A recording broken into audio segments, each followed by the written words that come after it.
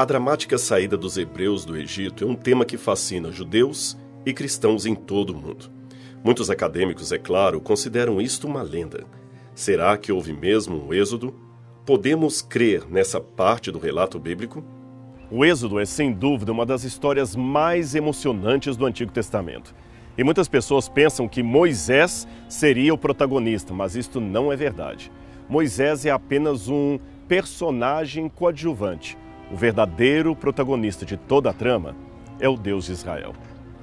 Para compreender melhor essa importante narrativa e verificar a historicidade do relato, nossa equipe mergulhou um pouco mais na história egípcia, procurando entender o contexto do fim do domínio dos Hyksos e como os achados podem lançar luz em mais essa porção da história bíblica.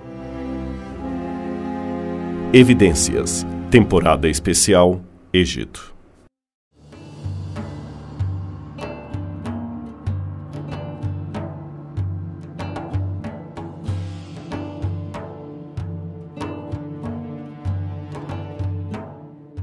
O primeiro complicador da história do Êxodo estaria justamente no sentido teológico que ela carrega. Isto não seria um problema para um ateu que nega a realidade espiritual dos fatos, mas sim para um teólogo que se diz crente, mas não acredita na historicidade do relato. O que muita gente não sabe é que as narrativas bíblicas funcionam como uma série de dominós em fileira. Se o primeiro deles cai, derruba todos os demais. O evento de Cristo, a sua morte na cruz e a veracidade dos seus ensinos se sustentam na historicidade dos eventos descritos no Antigo Testamento. Se não houve Adão e Eva, por exemplo, também não houve nenhum pecado que condenasse toda a humanidade. Logo, a cruz não tem eficácia redentora. E se não houve Moisés, então os 10 mandamentos também não possuem origem divina. São apenas leis humanas e nada mais. Viu como é complicado do ponto de vista teológico negar a historicidade dos fatos bíblicos? Não se trata de escavar o terreno já com a intenção de encontrar algo. Isto seria desonestidade acadêmica para dizer pouco. Mas o que devemos fazer de maneira honesta, de maneira clara, é investigar o terreno da arqueologia para ver se há evidências que sustentem a historicidade da Bíblia Sagrada. Este, sim, é um legítimo exercício acadêmico. O mais curioso, porém, é que os primeiros ataques à realidade histórica do Êxodo não partiram de descrentes ateus, mas de teólogos religiosos que iam às igrejas e oravam antes do culto. Na última metade do século XIX, o crítico da Bíblia alemão Julius Wellhausen polarizou a teoria de que os primeiros 6 livros da Bíblia, incluindo Josué, seriam escritos no 5º século antes de Cristo, ou seja, cerca de 1000 anos depois dos eventos ali narrados. Para ele, toda a história registrada na primeira parte das escrituras hebraicas não era história literal, mas tradições populares do passado. Os relatos anteriores eram considerados apenas um reflexo da história posterior de Israel. O grande problema para o cristão que nega a historicidade dos fatos é que, se a Páscoa não foi real, se foi apenas uma lenda, então Jesus, que é considerado a nova Páscoa para o cristão, também seria uma lenda. Percebeu o problema? E esta advertência vale também para todos os que são judeus. O Dr. D.A. Herbert, especialista em Antigo Testamento do Seminário de Fuller, referiu-se à importância primária do Pentateuco para que possamos compreender a relação entre o povo de Israel e Deus. Ele diz: sendo um registro da revelação e a reação a ela, o Pentateuco testifica dos atos salvíficos de Deus, o qual é o soberano Senhor da história e da natureza. O ato concêntrico de Deus no Pentateuco, e de fato no Antigo Testamento, é o êxodo do Egito. Foi então que Deus irrompeu na consciência dos israelitas e revelou-se como o Deus que redime. O discernimento obtido por meio dessa revelação capacitou-os, sob a liderança de Moisés, a reavaliar as tradições de seus antepassados, vendo nelas o desabrochar do relacionamento de Israel com Deus, que havia florescido tão brilhantemente na libertação da escravidão do Egito. Ainda outro estudioso, Dr. Dilkey, que lecionou em Chicago, Cambridge e Harvard, demonstrou que a experiência do Êxodo teria a historicidade do Sinai como ponto essencial da religião bíblica. Ele afirma: para nós, O Êxodo reveste-se tanto de um interesse histórico quanto confessional. A questão daquilo que Deus fez no Sinai, em outras palavras, não é apenas uma questão para exame do erudito da religião e da teologia dos semitas, mas é muito mais uma questão para a consideração do crente contemporâneo que deseja prestar o seu testemunho atual quanto aos atos de Deus na história.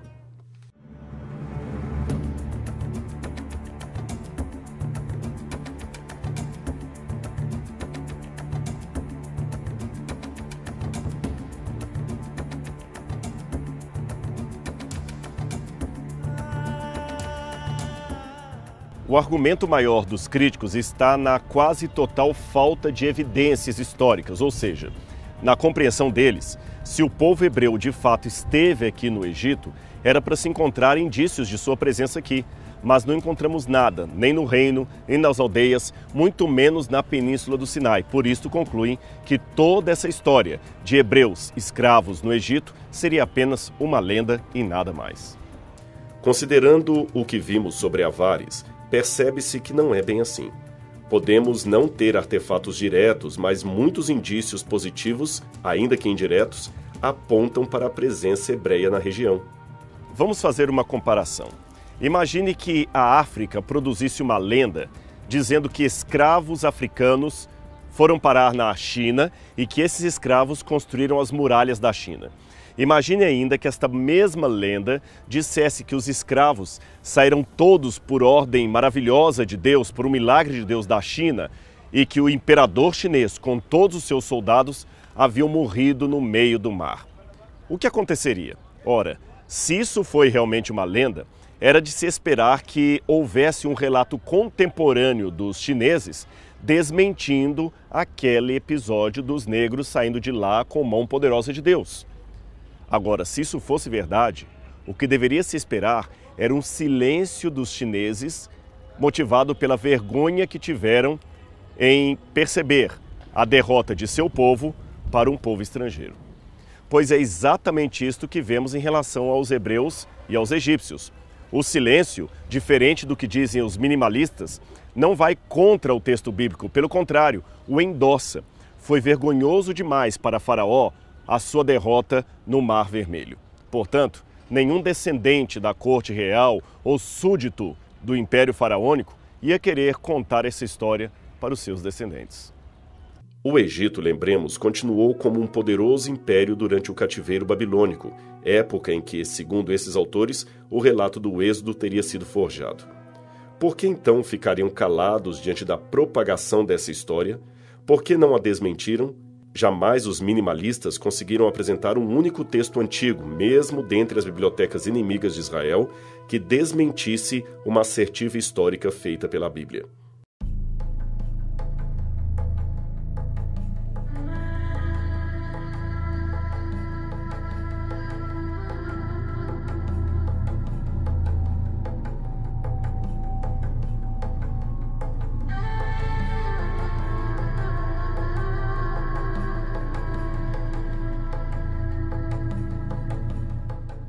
E tem mais um detalhe. Todo estudioso da história antiga sabe que os egípcios tinham o hábito permanente de apagar o nome e a história de todos os seus inimigos, ainda que esses inimigos fossem pessoas da família faraônica que morassem dentro do palácio. Ora, se eles faziam isto com inimigos do próprio sangue, que dirá em relação aos hebreus? Eles não iam querer propagar uma história onde sairiam como perdedores, onde Faraó e seu exército terminaram mortos sob as águas do Mar Vermelho. Esse último argumento, no entanto, é negado por muitos céticos da historicidade bíblica. Veja dois exemplos. A revista Super Interessante publicou em maio de 2008 um artigo de capa sobre o Êxodo. Nele, o autor diz: "Esse roteiro parece ter mais furos do que um queijo suíço. Para começar, nenhum documento egípcio ou de outros povos do Antigo Oriente Médio traz qualquer menção a José, ao faraó que o empregou ou à fuga em massa dos israelitas." Nisto, a matéria cita a opinião do professor Ayrton José da Silva, docente de Antigo Testamento do Centro de Estudos da Arquidiocese de Ribeirão Preto, em São Paulo. Isso é um problema grave. O argumento de que os egípcios não registravam derrotas é falso. A saída de um pequeno grupo nem era um revés, e eles relatavam derrota sim, mesmo quando diziam que tinha sido um empate.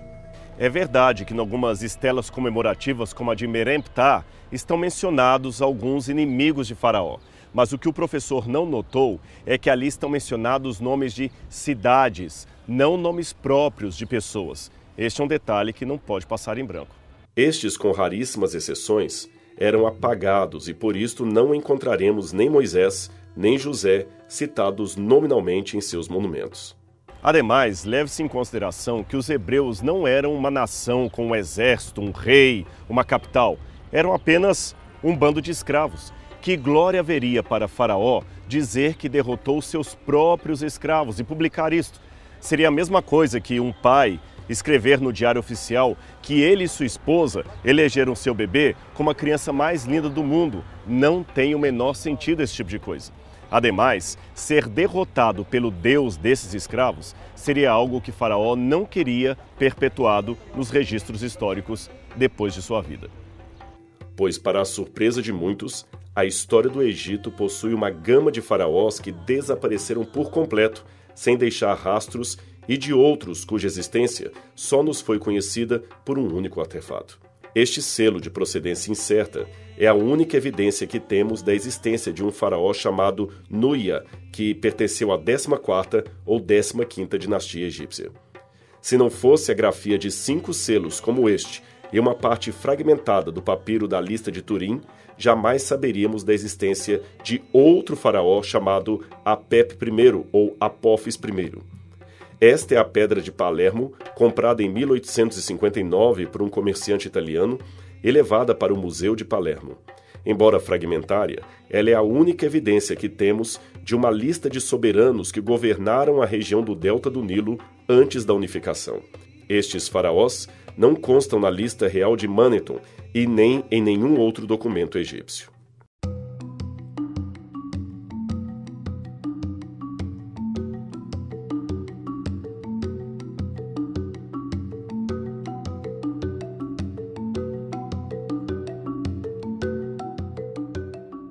Eu quero dar mais um exemplo para você ver que não é exagero dizer que José e Moisés e outros personagens do Êxodo possam ter desaparecido da história egípcia sem deixar rastros. Eu estou mencionando faraós, com todos os seus feitos e grandezas, que simplesmente evaporaram da história.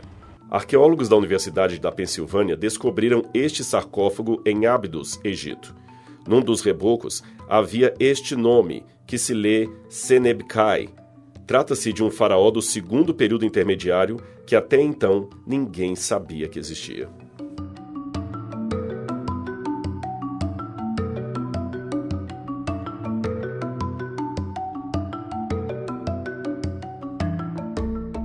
Até mesmo Tutankhamon e Hatshepsut por pouco tiveram seu nome apagado da história. Suas tumbas foram praticamente a única coisa que os arqueólogos encontraram deles, e mesmo assim, sua descoberta só se deu no século XX. Ora, se foi assim com grandes monarcas que dominaram a terra do Nilo, por que seria diferente com Moisés? Ademais, se eu negar a historicidade de um personagem apenas pela falta de evidências diretas a seu respeito, o que farei com grandes nomes de faraós que estão na lista de Manetho e Palermo? Simplesmente seriam lendários? O motivo do desaparecimento fácil de registros egípcios, apesar do muito que já se encontrou, estaria na forma como eles lidavam com o nome de uma pessoa, especialmente se essa fosse tida como opositor ou inimigo. O nome próprio para os egípcios era muito mais do que simplesmente um modo de chamar uma pessoa. Significava a essência da sua individualidade, a sua própria vida. Mesmo ao adentrar no paraíso do mundo dos mortos, chamado em egípcio de Iaru, a própria existência da pessoa dentro desse paraíso dependia de por quanto tempo o seu nome continuava sendo lembrado. Ainda que o corpo, a tumba e todos os artefatos relativos a uma pessoa desaparecessem por completo, enquanto o seu nome fosse lembrado no mundo dos vivos, ele teria uma eternidade no mundo dos mortos. De fato, alguns estudiosos defendem a teoria de que a crença egípcia daquele período versava que cada vez que era pronunciado ou lido o nome de uma pessoa morta, ela receberia pão e cerveja no mundo dos mortos. Isto para que pudesse se alimentar e continuar vivendo ali na eternidade. O esquecimento, porém, de seu nome representava a sua aniquilação total.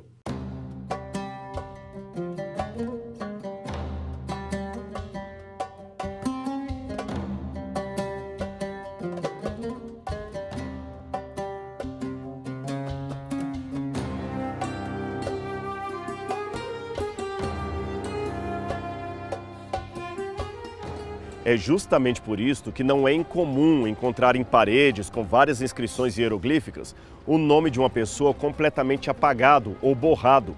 Era uma maneira de fazer com que ele fosse definitivamente esquecido no mundo dos vivos e não pudesse continuar vivo no mundo do além. É famosa entre os egiptólogos a conspiração do harém formada para matar o faraó Ramsés III, que reinou durante a 20ª dinastia egípcia. Interessante que no papiro judicial do caso, os inimigos do faraó não são chamados pelo seu verdadeiro nome. Eles recebem apelidos como Mesh-de-Surra, Ra o odeia, e Bin-em-Vast, maligno de Tebas, ou ainda Pe-Rekamef, aquele que Ra cegou. Ora, não precisamos ser experts no assunto para entender que ninguém jamais colocaria um nome assim no seu filho. Este era apenas um apelido, uma forma de fazer com que o seu verdadeiro nome caísse no esquecimento. Isso sem contar que o nome da pessoa conspiradora também foi retirado do templo de Midnet para não ser jamais pronunciado ou lembrado. É por essa razão que eu não me surpreendo nem um pouco de não encontrar o nome de José, Moisés, muito menos o episódio do Êxodo, mencionado num papiro ou numa inscrição hieroglífica qualquer. Pelo contrário, eu me admiraria se encontrasse.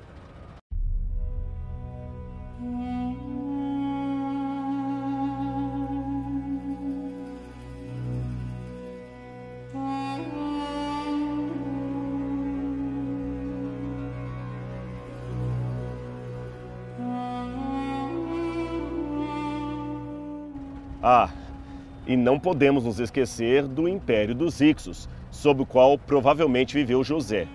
Esse período dos Hicsos marca a transição entre o final do livro do Gênesis e o início do livro do Êxodo. Voltando um pouco na história, vimos que em certo período da trajetória egípcia houve uma grande disputa política entre o faraó e a elite religiosa e administrativa do Egito. Dessa maneira, ambas as partes entraram em desacordo e assim membros da elite que estavam interessados em bater de frente com o faraó permitiram que alguns povos estrangeiros adentrassem o território egípcio. Foi nesse contexto que os Hicsos, povo de origem asiática, ocupou a região norte do país, bem próximo ao delta do Nilo, isto em busca de alimentos, pois, de acordo com certos historiadores, o território que habitavam passava por uma rigorosa seca. Recapitulando, enquanto os faraós egípcios estavam na sua briga política com a alta sociedade do país, os Hicsos estavam se preparando economicamente e militarmente com o emprego de armas poderosas e a criação de um exército de cavalos e cavaleiros que tornou bem fácil atacarem o Egito, dominarem a região e se fixarem nela. Essa relação entre Hicsos e egípcios habitando o mesmo território provavelmente se deu de forma pacífica, embora alguns acreditem que foi através da guerra. De qualquer forma, podemos dizer que ambas as sociedades tinham uma relação íntima uma com a outra, até que as brigas começaram a acontecer. De acordo com documentos da época, esta relação começou a ficar deteriorada a partir do momento em que os Hicsos estenderam seu domínio por todo o território, mesmo que mantivessem algumas práticas, religiões e costumes típicos dos egípcios. Dizem que o seu erro está justamente aí. A partir do momento em que se conquista um território e não impõe a sua cultura a esse povo conquistado, antes dando-lhes liberdade para cultuar alguns costumes de sua própria cultura original, pode-se criar então um ambiente perigoso, pois os dominados não conseguem se desligar de suas raízes e, desta maneira, podem usar isto como motivo de futuras revoltas contra o seu domínio atual. Já em relação aos egípcios, propriamente dito, o que aconteceu com eles é o processo normal de qualquer povo que é dominado por um povo estrangeiro. nasce em si um sentimento de independência, de nacionalismo, de desejo pela recuperação do poder que antes era de seus ancestrais. Para recuperar esta unidade política, o Império Egípcio teve que entrar em duas batalhas. Os Ixos não eram os únicos desafetos de Faraó. Ao norte, uma batalha foi travada contra os mesmos e ao sul, outra contra um outro povo, os núbios, que também estavam a favor dos Ixos. O Estado egípcio, então, acabou ganhando essas batalhas, vencendo os Ixos e consolidando novamente o seu poder sobre todo o território. Agora, é muito curiosa a forma como provavelmente os egípcios retomaram o poder. Um papiro da 19ª dinastia, proveniente do reino de Meremptah, traz um conto aparentemente exagerado, mas que relata o estranho estopim da guerra entre Ixos e tebanos. Segundo a narrativa, Apep, faraó dos Ixos, não conseguia dormir direito à noite devido ao barulho que os hipopótamos tebanos faziam. A narrativa se encerra com o rei egípcio do sul, Senequerra-Taal, reunindo seu conselho de guerra para guerrear devido à afronta do país vizinho. É claro que essa história deve ser vista com desconfiança, porque nós só temos o lado do rei do sul, o lado de Tebas. E também não sabemos até que ponto esse ronco dos hipopótamos foi apenas uma desculpa para convencer o povo a entrar na guerra. Seja como for, segundo as informações do papiro de Meremptah, a querela entre os reis durou aproximadamente 30 anos e foi formada em curtas campanhas com exércitos igualmente pequenos. A batalha se iniciou entre Apep, rei do lado Ixo, e Senequerra-Taal, rei do lado tebano. Sua múmia está hoje exposta no Museu do Cairo e é sem dúvida a mais bizarra de todas. Os ferimentos provocados em sua cabeça e sua face demonstram a violência com a qual ele foi assassinado, provavelmente no campo de batalha.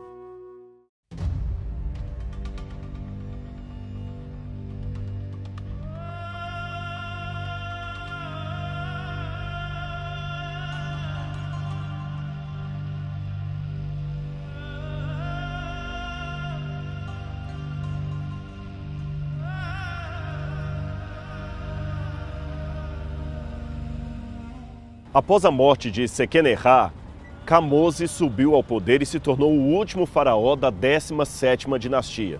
Ele também batalhou contra os Ixos e os venceu. Camose foi um faraó que viveu pouco tempo no poder, mas que também era extraordinário nas batalhas. Os egípcios o apelidaram de Camose, o Bravo. O relato de suas vitórias está nessa estela comemorativa, hoje disposta no Museu Arqueológico de Luxor.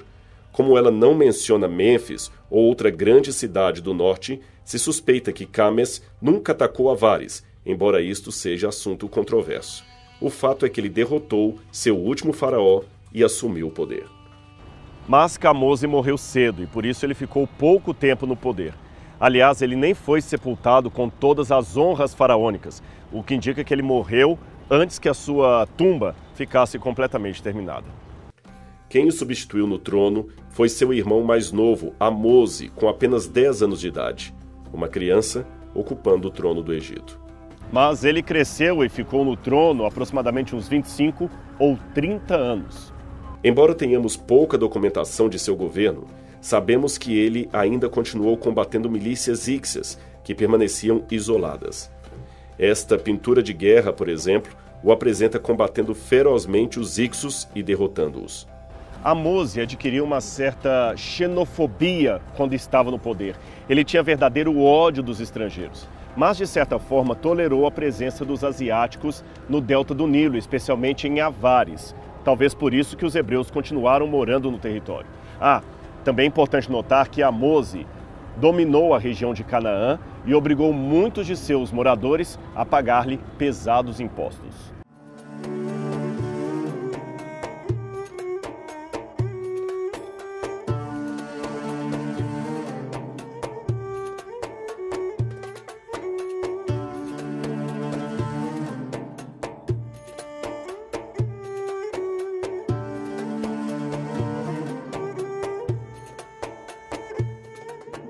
Fontes históricas e indícios arqueológicos, no entanto, dão conta de que, sobre o antigo assentamento de Avares, foi erguida outra cidade, talvez com o intuito de apagar a memória do antigo assentamento dos Ixos.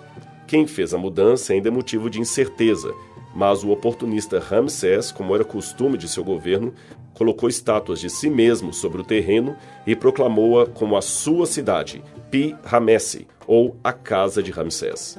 Esta é aparentemente o que sobrou de uma das muitas estátuas de Ramsés que haveria nesse lugar. Ele queria mesmo que o seu nome ficasse na história. Com tudo isso que aprendemos, é possível levantar a hipótese de que aqui, em Avares, ficaria a terra de Gósen e a famosa cidade de Pi-Ramesse, e Amose seria aquele que a Bíblia descreve em Êxodo, capítulo 1, verso 8, dizendo: levantou-se sobre o Egito um novo rei que não conhecia nada sobre a vida de José. A continuação da história é dramática. Como Deus interveio de maneira miraculosa para salvar o povo hebreu do Egito. Mas essa história você verá no próximo programa Evidências. Fique ligado com a gente.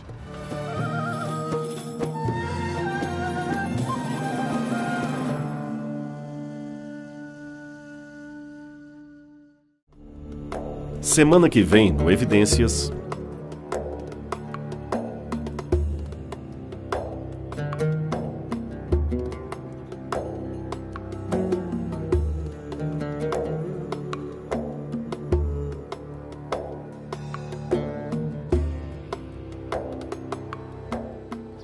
Ora, o reinado de Ramsés II estaria quase 150 anos depois da época de Hatshepsut e seus contemporâneos. Então, que argumentos teríamos para dizer que o êxodo ocorreu numa data e não na outra?